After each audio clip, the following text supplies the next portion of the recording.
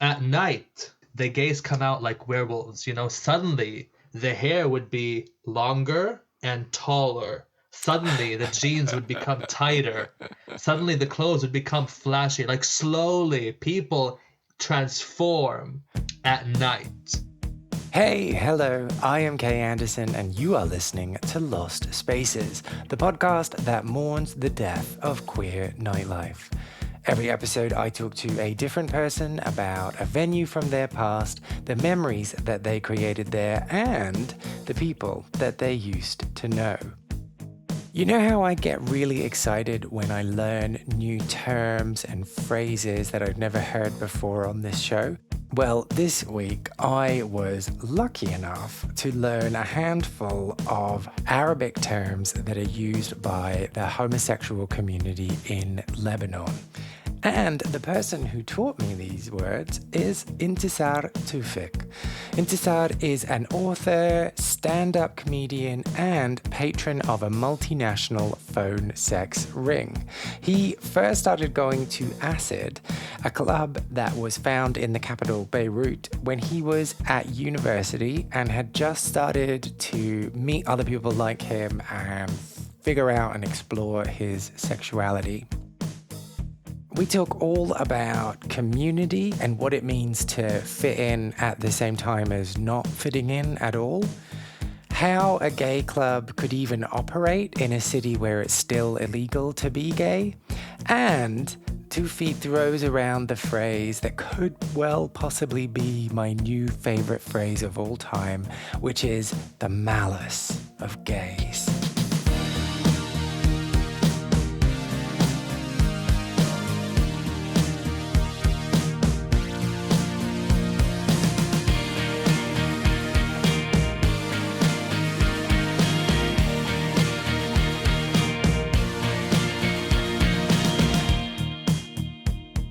So just building on your suggestion from before, can you teach me a few Arabic gay terms? Yes. First important thing is how to refer to your peers in homosexuality. You call them the French word for auntie, which is tante. Ah. Isn't that cute? But if it's a plural, you pluralize it the Arabic way. And you go tontet. Tontet. So if I say the gays of Tontet. Britain, I'd say tontet Britannia. If I say the gays of America, I'd say tontet America. And so my friends always say, be warned, you're dealing with tontet. Tontet. Like, you're dealing with like slithery, horny people. Oh. Be careful. I know the ways of these tontet. Like, that's how they tell me if I'm gonna make up some kind of new business or proposal or whatever. It's just like, chipset tontet. Chipset tontet means the malice of French aunties. Chipset tontet. So do gay men have a bitchy reputation everywhere then? No, well, unfortunately, it seems so because you don't have a good state and resources are limited, so you have to pounce and claw and stuff. But it's the Middle East. We're not gonna calm down. Okay, so taunt and tontet. No, yeah. Yes, So very then, good. what else? What other words am I learning today? Tontet. Okay. Here's one. If you want to lie to someone who's not in your in-group, and you want to make it obvious to your in-group that you are lying, you add a certain word. It changes every season. This season, we're using violet. So, for example, if I'm having you over for tea or something, and my friends are over, and we think that your shirt is hideous, I'd say, oh, that shirt is so nice, Violet, isn't it? But hang on. Surely the other person would pick up that there's a stray word in your sentence and be like, But the thing is, it's a harmless stray word. It's not an insulting stray word. It's just harmless.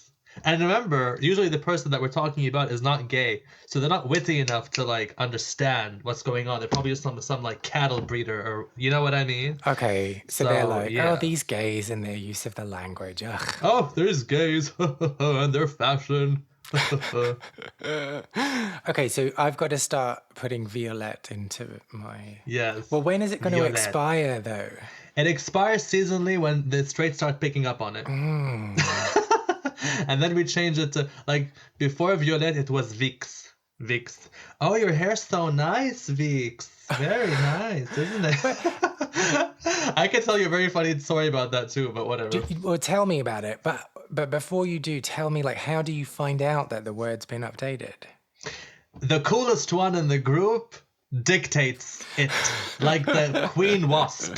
She just decides this is the word that we're gonna use. And I happen to know one of the, like, alphets, shall we say, alpha tontet. Her name is Elisa. She's a very, very good friend of mine, the funniest person I know, who makes me laugh to tears and wake up with cramps the next day. She's hilarious. So I call her up to, like, tell me stories and stuff from back home. And she always changes the word. I'm like, wasn't it Vix like a while ago? She's like, no. Now we say Violette. Okay. I'm like, okay, sure. You use it way more often than I do. So yes, sure. Yeah. So it's really funny. Oh, I find this a bit stressful, the thought of this. I would keep slipping into the old term and be totally passé within no time. Possibly, yes. You don't want to be caught with the old key, otherwise you'd be picked up on, yeah. But if you're in the mix, you'll pick up the winds of change. If you don't, then you'll get eaten alive, as you should. Oh gosh. Okay. So, well, I will try and slip that into the conversation and see whether you notice. So I've made a note of it. Yes, Violette is a color in French. Vix is a pill you take if your throat is bad. So you can use them in different ways. Like, oh, you're such a good friend of mine. Do you have any Vix, by the way? Just no? Okay. What? I'm sick. I swear I'm sick. Yeah. That would make me so paranoid. If anyone said anything to me, I'd be like, hang on, does this mean, are you being shady to me? It's not ISIS using the words. It's a bunch of tontettes. You'll be fine. Yes, but those tontettes, they are so harsh. Not all of them. Yeah, some of them can be, but really not all of them. I just can't deal with being socially excluded from them. If you come to Lebanon, the tontet will be very nice to you. We're very nice to foreigners. It's each other who we can't stand. Oh, that's interesting. Well, that's the Middle East for you, but yeah. Okay, so then, speaking of Lebanon. Yes. What was it like growing up there as a little gay boy? Little gay boy growing up in Lebanon. I grew up between the capital, which is Beirut, and a town which I will not name because if people hear this, they'll know that it's me. My winters were in the capital because my school was there, and my summers were in my hometown. And it's just two different worlds, really. The capital is quite metropolitan. It's a bit dusty. It's a bit unpolished. It's very real. It's not trying to be anything than what it is. And you have bougie areas that are very, very nice and glossy and have like sandstone buildings, and other areas where you have like Arabic graffiti and you have portraits of artists, and you have like mosques and dilapidated buildings, and you always have like mosques sounding the prayer 5 times a day, which I think is a bit much and inconsiderate. It should be a lower volume. I don't care who I offend here. Chances are they've offended me somehow. And the village is very quiet. Everyone's in everyone else's business. Very conservative. The weather is amazing. The food's wonderful. It's cheap. It's just people are in your business. Like, oh, who came to your house the other day? Bitch, fuck off. Like, they just don't fuck off.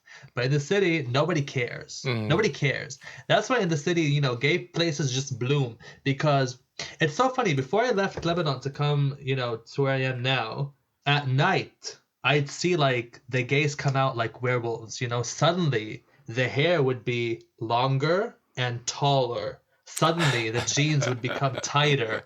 Suddenly the clothes would become flashy. Like slowly people transform at night.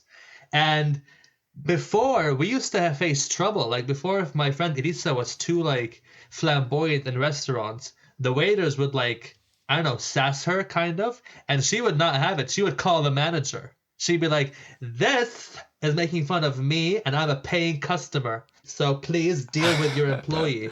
And the manager would do it because he's educated and he speaks, English or French, and he's been abroad, and he'll tell them to don't make fun of the customers. This is like business 101. And so I'm clear. Are you saying she, but you mean a he? Or He. okay, cool. Yes. Okay, cool. No, she's not transgender. It's a term of endearment. Yeah, okay. We use that often, by the way. Okay, so that kind of gives me a good idea of what Lebanon is like. But what was Lebanon like for you? For me, at what period? Like when that seed sprouted with it. Oh, this sounds a bit dirty. When you realized, oh, I might not be heterosexual. What was your response to that, given the way you were socialized? It didn't seem threatening at the time. It didn't seem like it could put me in any kind of danger or inconvenience. I didn't have any gay role models in Lebanon. My gay role models were all like Western. And you knew what gay people were. Like, sorry, that sounds really... I found out what they were through YouTube, and I was like, oh, this is why I like Martin from, the 11th grade, or this is why I don't like girls, and this is why I don't masturbate when my friends are masturbating to a porn CD that a friend of mine got, because You like, all sat together and wanked. Yeah, kind of. I mean, it was weird. three of us. It's just the three of us. Each one had like a separate corner, and I was just like watching. I was like, okay.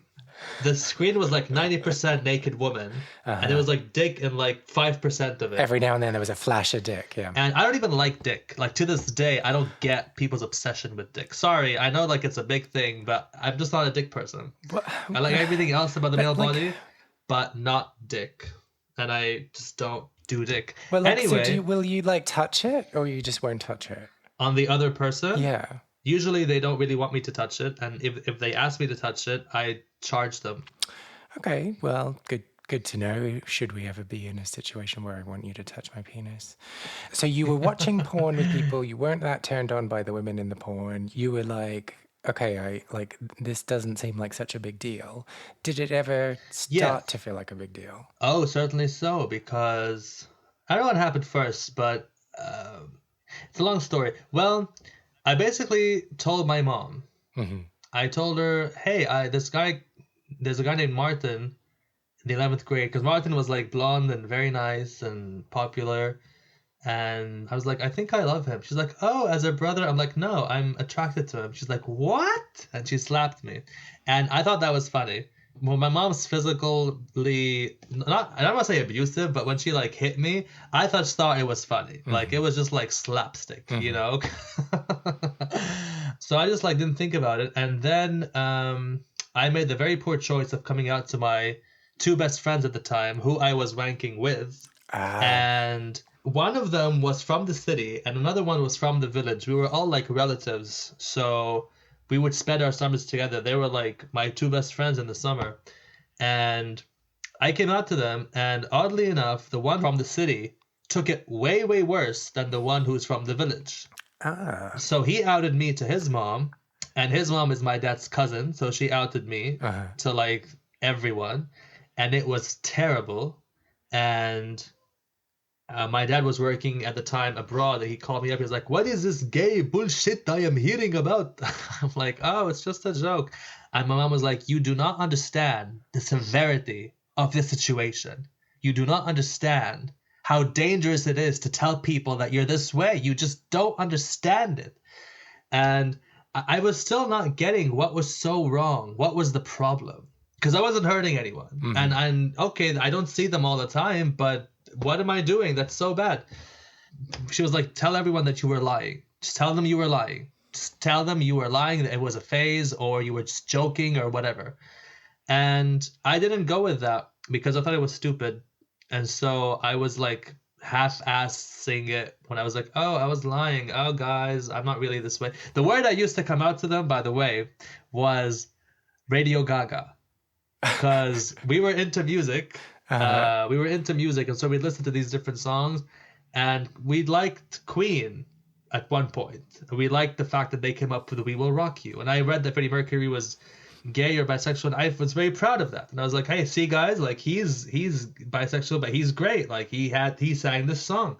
We will rock you. And they had this song called Radio Gaga. And I had the Queen album and we listened to it and we all enjoyed it. I told them, okay, guys, well, I think I might be Radio Gaga. And that's the word I used, yes. And they just, it was downhill from there, really. And it got to a point where the stupidest thing I did was I had a YouTube channel. Like the old YouTube. Because I had this really stupid small YouTube channel, and I stupidly showed it to my cousins. And in one of my videos, I was dancing to Milkshake. And I thought it was just completely harmless. You know, it made my friends laugh. I wasn't like grinding or whatever. I was just like dancing to Milkshake, you know what I mean? But my parents were divorcing at the time. My father is extremely abusive. He wasn't raised right. He's a spoiled fucking brat. My father's like a Donald Trump. Like the family name is very important and well regarded, but he has no achievements to speak of. He just like, you know, parasites off of his father's achievements. And so when they were divorcing, my mom had the upper hand because she was a career woman, she had a good reputation, etc. Then this motherfucker, who is my cousin's dad, whose name is Riyadh, who if you're hearing this, I hope you get a big heart attack, you piece of shit. They went to my grandpa's house because my mom was there during the divorce settlement, and they were like negotiating the estate. And my mom was set to receive half the estate because she was married to my dad for 17 years. Then Riyadh takes off his glasses and he just gives this like disgusted pig look, and he goes, "Your son dances to Milkshake on YouTube. You're not a good mother." And my sister is 6 years younger than I am. And according to the Lebanese law, if the child turns out to be atheist or homosexual, the main caregiver is deemed inappropriate and custody goes to the other caregiver. So my mom was going to lose custody of my baby sister or give up half of her estate of the divorce settlement. So we didn't want my sister to stay with my dad because she would have become socialized into a stupid conservative idiot, an idiot for breeding, basically. I didn't want her to become that, and my mom also didn't want her to become that. So my mom had to give up a sizable estate to retain custody of my sister. Oh shit! And so I just live with this regret and this guilt that I cost my mom so much money, and she has to live with with my grandfather now, who is also a problematic, you know, conservative old idiot. So I'm doing my best to make it, and here I am. That's quite a lot to bear the brunt of. How old were you at this time? Yeah. I was like 16, 17, and my mom, and up until this time, there was no problems with me. Like, I was a good student, I was a drummer, like, I was an achiever. And I was living with my grandparents at the time. My grandma was very supportive, she was very nice, she was always very nice. May she rest in peace. My grandpa's very socially aware, and he's very honor sensitive, and he always wants, like, he will always choose the more honorable option, no matter what. Honor first, always. Because where I'm from, it's not just the money you have to have honor, because honor is a kind of currency where the state lacks in satisfying certain services. If people call the police on you and you're honorable, the police will just let it go, because society will be upset if you're persecuted. But if you don't have any honor, the police will jail you even if you've done nothing remotely wrong, because people don't like you anyway. How interesting. So honor kind of complements money. So you have to have both to be the most powerful. But if you don't have money and you have honor, you can still live and survive. If you have money and no honor, you need to bribe a lot of people. Anyway, my grandpa wanted both.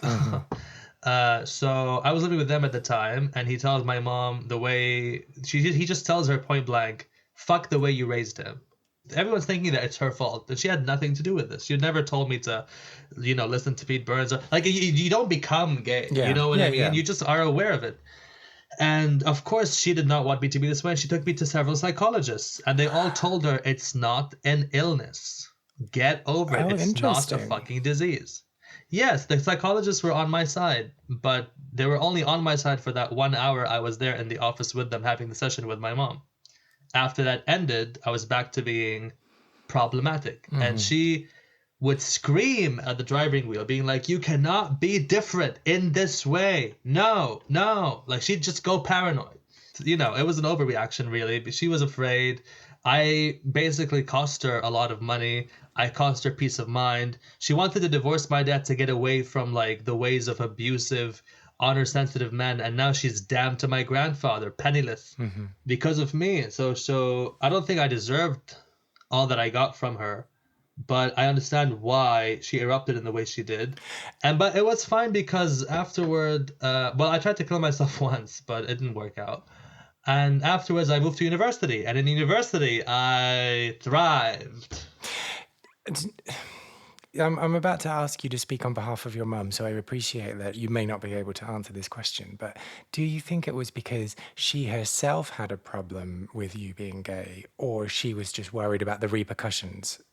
Both. Okay. My mom's like the second youngest child in her family, but she's very conservative as well. She's conservative, but she has done her naughty things. Like, she's a very brave woman. But she's also quite conservative. Like, at the time, my aunt, I have two aunts on my mom's side who were both living in North America, one in the US and one in Canada. And both were telling her, it's okay, it's normal. Don't give him a hard time. Just get through it. Just, hug him, be fine. And she was always like saying, no, I can't believe you're saying this. No, it's wrong to be this way, and blah, blah, blah, blah.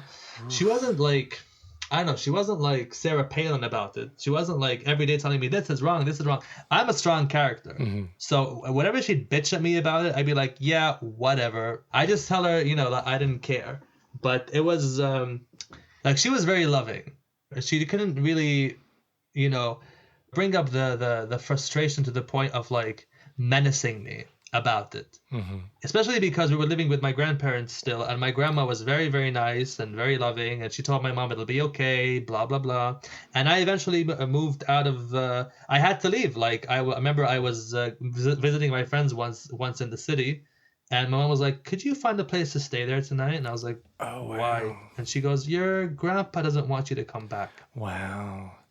Oh, shit. So I'd stay in a crummy hotel, and I stayed there for a good summer. But during this time, I learned a lot of things from my gay friends, from my tontet. And before this happened, actually, I started university.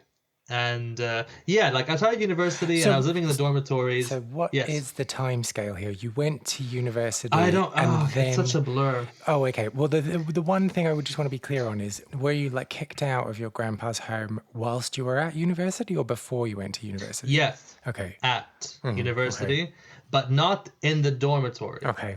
So I stayed in a hotel for like a semester. And sorry, you were talking about your tontet. So how did you find other gay people?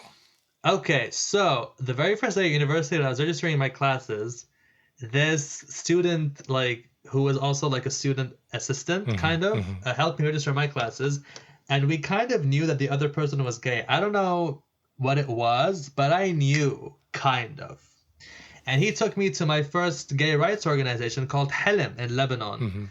And there is where I met everyone else. Well, there is where I met a very important person named Alexandra. Alexandra's real name is Hussein, but his, like, pop star, because we all have pop star gay names. I mean, pop star girl names. Mine is, for example, Tofiella. Hussein's name was Alexandra, so I always called him Alex. And when I met Alexandra, it was a life-changing moment. It changed my life. This person was so funny and so lively and so intriguing. And he was kicked out of his house.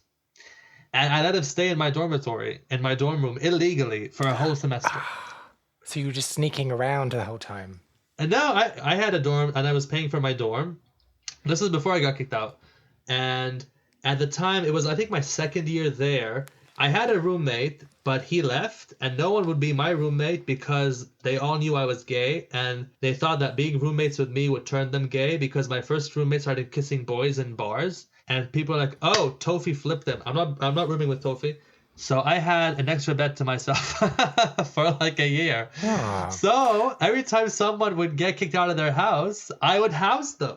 in my dorm room. And at one point I had 7 people. And so you said meeting Alex was life-changing. Why Yes. was it life-changing? Life-changing. Alex, first of all, you have to understand that for a gay teenager, English or French is like oxygen. Arabic is the language of tradition, of obligation, of war, of politics, of things that are unpleasant. So I didn't like Arabic growing up. I remember that when I finished my homework, I would just burn it. I just did not like Arabic at all. The grammar is hard. It's a beautiful language, but learning it is difficult. English, on the other hand, you had, pop music in English, rock music in English, video games in English, the Cartoon Network was in English, Dexter's Lab, Powerpuff Girls, etc. So it was much more engaging to young minds and much more liberating. And so I just grew up being like, I fucking hate Arabic. Arabs are stupid. I am so ashamed of being Arab, blah, blah, blah. I had like internalized Orientalism. Then Alexandra shows up into my life. She is hilarious in Arabic.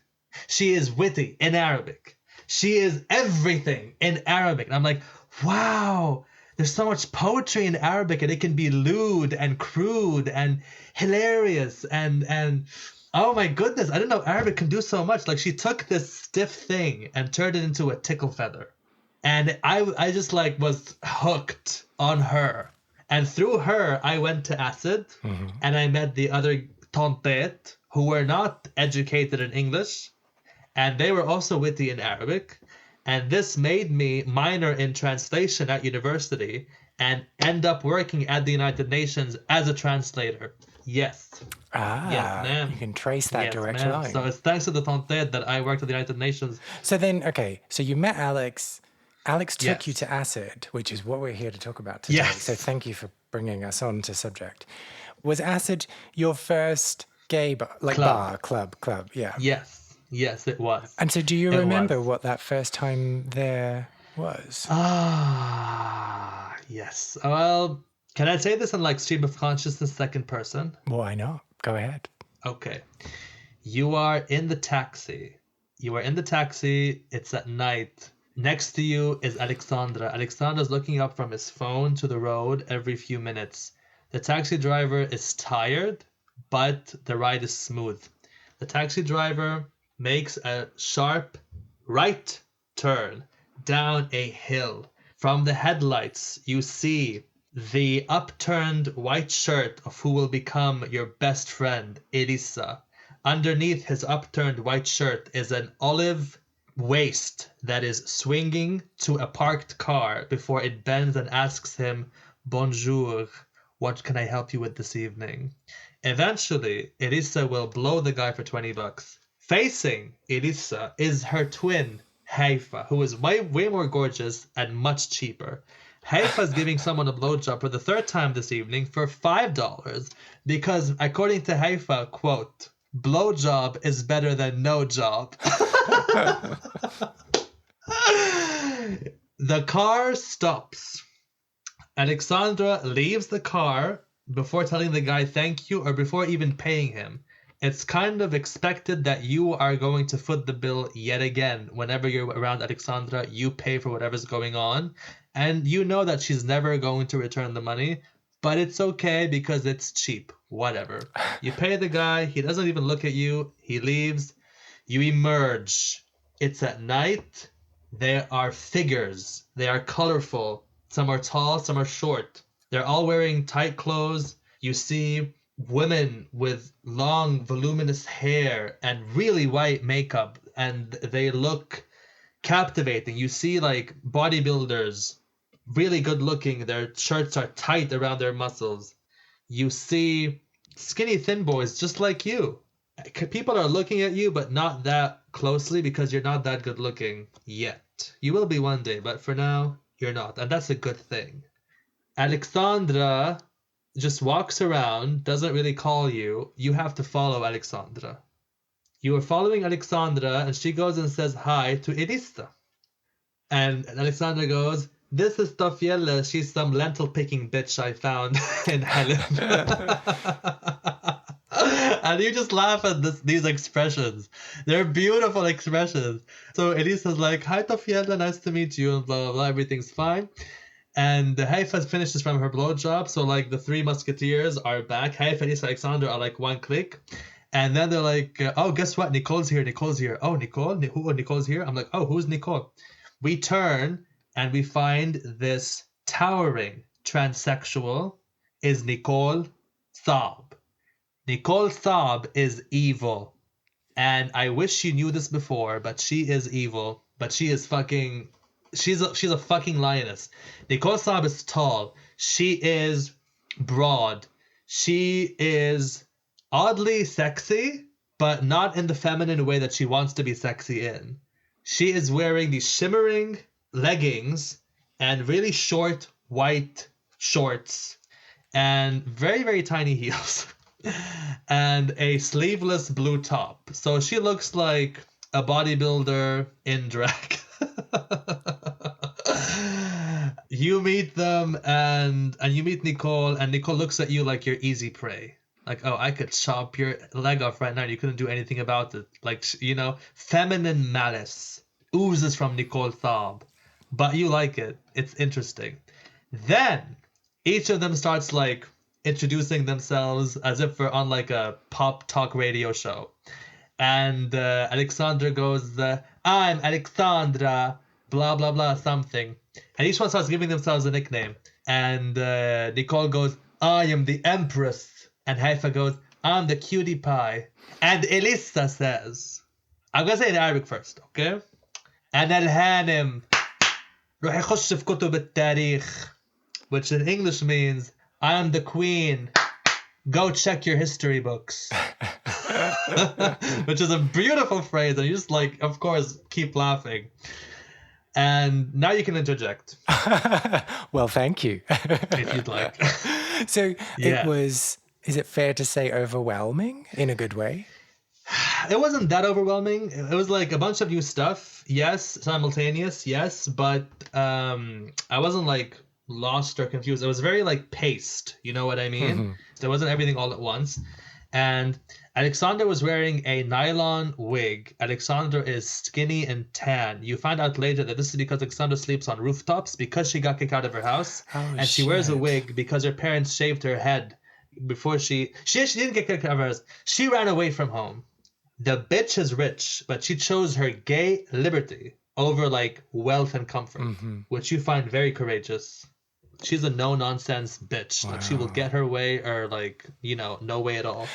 Anyway, yeah. Are we still talking about you in the third person? Should I do this No, as you well? can...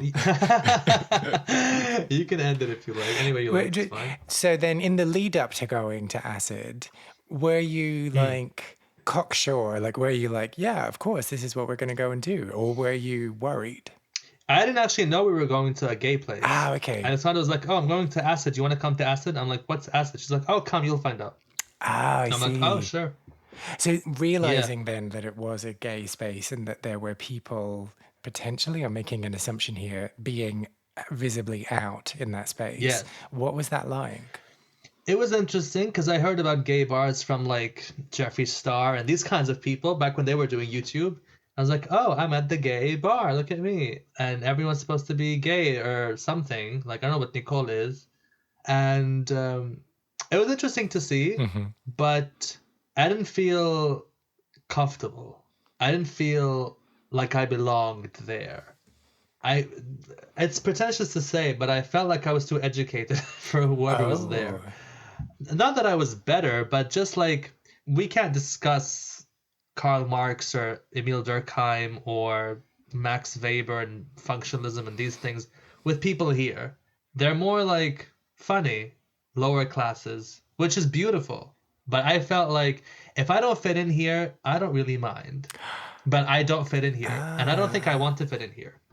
I'm not saying that I was better than anyone. I was just saying that it wasn't really my crowd. I felt it.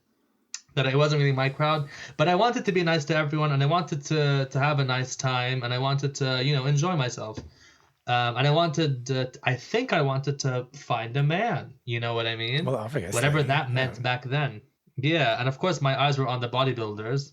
but their eyes were not on me, of course. So you get rejected. You go to the gym, you work out, you don't get results because you're not eating enough. You're not eating enough because your body's too young to take in that much food. So you're just frustrated, and then you dominate an Italian at 22 and realize, oh shit, I'm a great dominant. I'm gonna do this for the next 10 years. And here we are.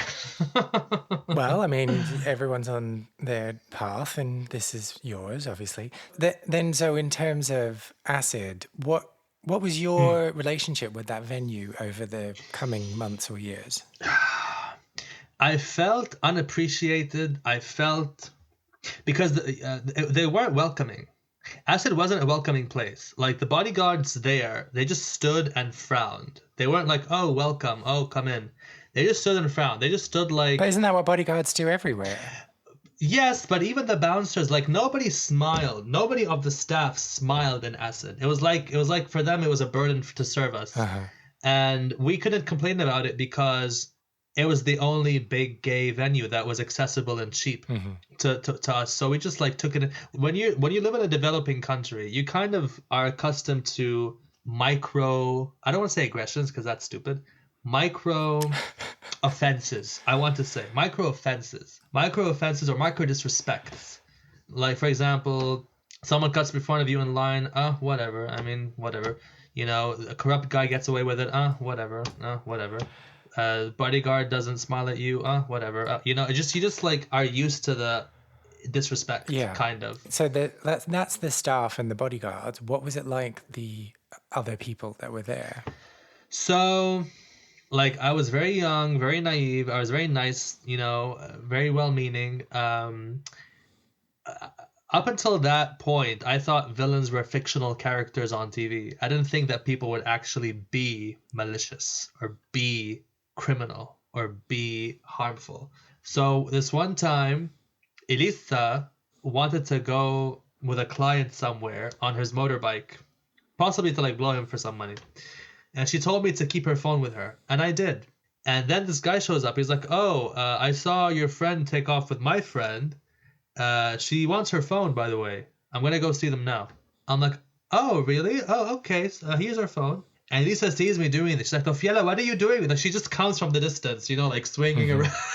Swinging. Tofiela, what are you doing with my phone? I'm like, oh, he said that he's your friend's friend. No, Tofiela. She just slaps me. She just takes her phone and slaps me. You get slapped a lot. And her slaps were funny. I mean, I just laugh. I'm not like, oh, how could you? No, it's a gay slap. It's not going to hurt you. And she just like yells at the guy, how dare you want my phone, you filth, you garbage, out of here. Like, we were very young, but I admired their courage. They were so gutsy. I remember once, oh my God. This guy was driving by. He was very, very good looking. And because he's so good looking, we fucking hate his girlfriend. And so Alexandra said something vile to her. She said something like, "Ruh inteke ujibi asheke."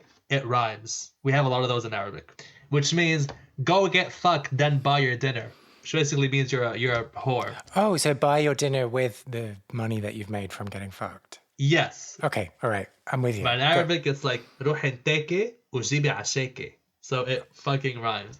We have a lot of those. We fucking love those. Oh, I love rhyming. We like bitchy poetry in Arabic.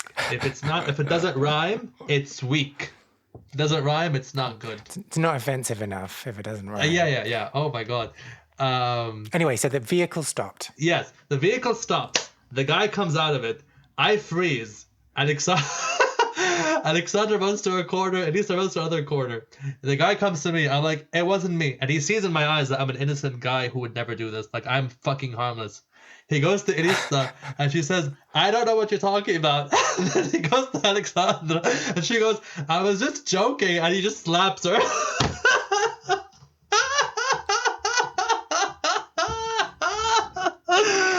Oh my God. Alexandra is one of the gutsiest fucking people I know. Like, she would be in the middle of the street in like pathetic women's clothes. You know what I mean? Like a wig that looks like a wig, publicly. It's not trying to be anything other than a wig. And like fucking tissue paper for boobs, because she was escorting as a ladyboy. And she just like stand there, and this boy would come up to her and be like, "Hey, you're not a real woman. You're a man in a dress." And Alexander would be like, "Yeah, yeah, yeah. Don't you have to be somewhere, little boy? Go on now." So she left such an imprint on me, and she slept over at my dormitory for a whole semester, so I really got to know her better, and her grades were higher than mine in high school. She passed the official exams of the country at the baccalaureate exams. She got a higher score than me in the baccalaureate exams, but here I am at the top university in the country, and she's a runaway living with me as an escort. So really, choices and luck really started being more apparent to me. Yes. Well, and I want to understand a bit more about like what the legality, how is it treated in terms of gay bars in Lebanon? Like, is it just a known underground thing, or? That's a good question. There's many rumors. I don't know enough about the legal system to know why acid was shut down eventually. What I do know is that for the longest time, they had an understanding with the state.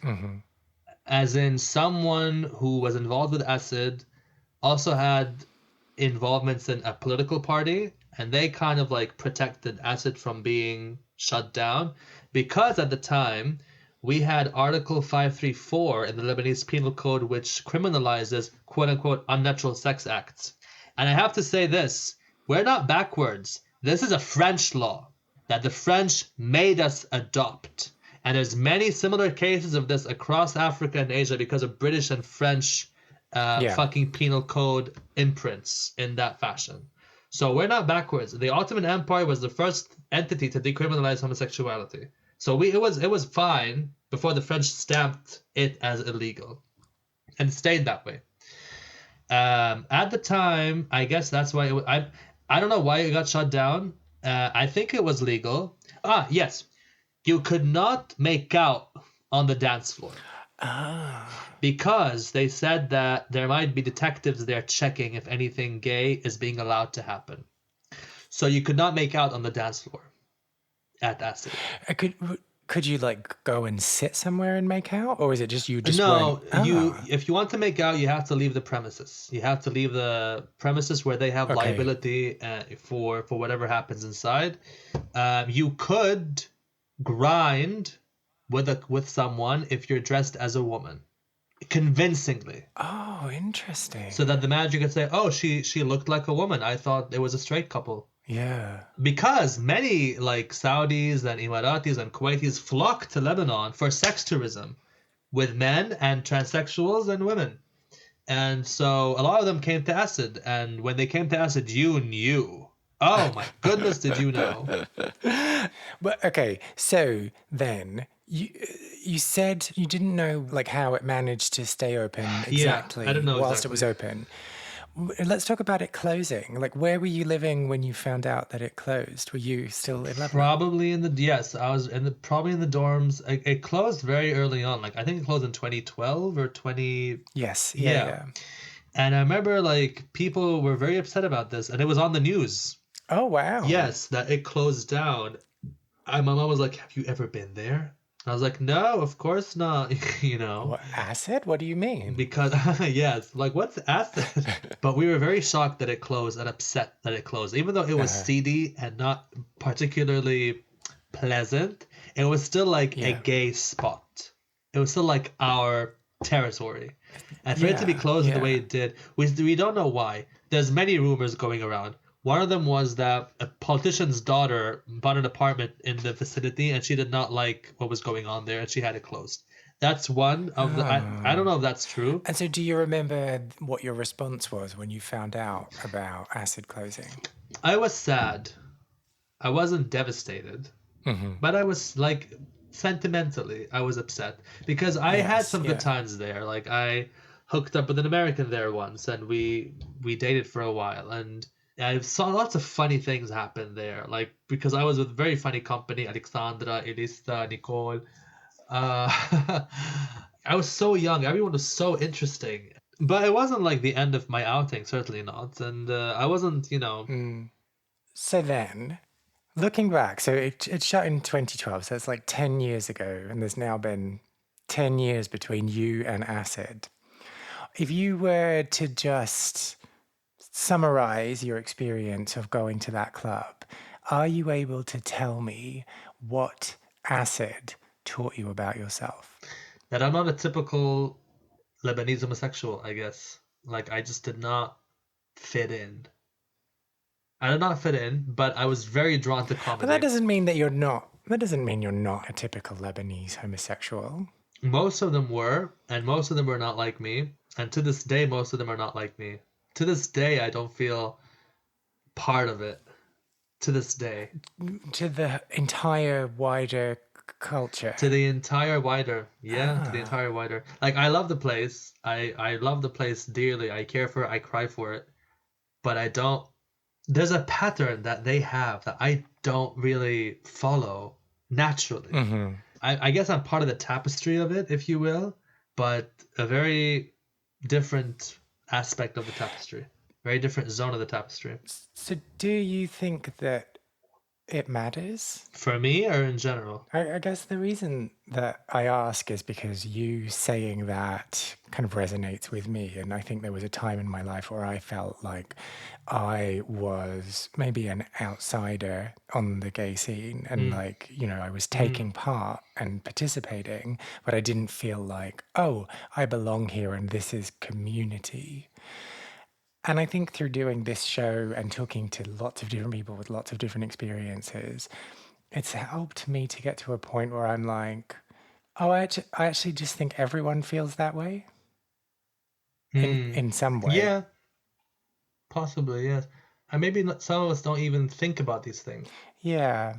The whole concept of community is very weird because it's so intangible. It's not something you can point at and say, this. Yeah, exactly. Yeah.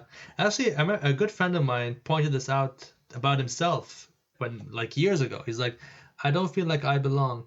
And I told him, well, you don't fully belong anywhere. Bits of you belong in different places. It depends on what you're doing. Like if you're, like you're a medicine student, so obviously you're a student at university and you're a doctor at the hospital. That's where you belong at those times when you're doing those functions. So it's not like the whole of you does not have to fit in one place. It's just the things that you do have to kind of be compatible for things to run smoothly. Yeah. But there are times in your life when you do want that to be the case, where you want to feel as though you belong. But love can make you feel that way even when you don't belong. Oh, love. Yuck. Like I think I'm loved by my community. I think because of my business, I think that I'm loved by my community, but I don't feel like I belong there. But you just said I feel like I'm loved by them. But you just said that feeling loved by them can make you feel like you're loved. I mean, it is what I am. I am Lebanese and I am homosexual. So even though I'm not like the others. There's no, I'm not like the others, and that's it. But I'm still that. And there's way more important things to really obsess about. Like when you're Lebanese, you don't really think about these things that much. You think about, oh fuck, the electricity's out again. Ugh, those damn Israelis. You think about that. Okay, sorry to make you self-reflect. Do you have any memories of acid or clubbing from your own queer scene that you want to share? Well, if you do, I would love to hear all about it. Go to lostspacesPodcast.com and find the section Share a Lost Space and tell me all about what it is you got up to. You can also reach me on Facebook, Instagram, and Twitter as Lost Spaces Pod. Find out more about Intesar by following him on Twitter at ClassyBoomBoom or on Facebook at Scandalous Arab. And I have also included a link for an excerpt of Toufic's book, The Glorious Prince, in the show notes for this program. So make sure you go and give that a read. If you enjoyed this episode, I would really appreciate if you subscribed, left a review on your podcast platform of choice, or just told people who you think might be interested in giving it a little listen too. I am Kay Anderson, and you have been listening to Lost Spaces.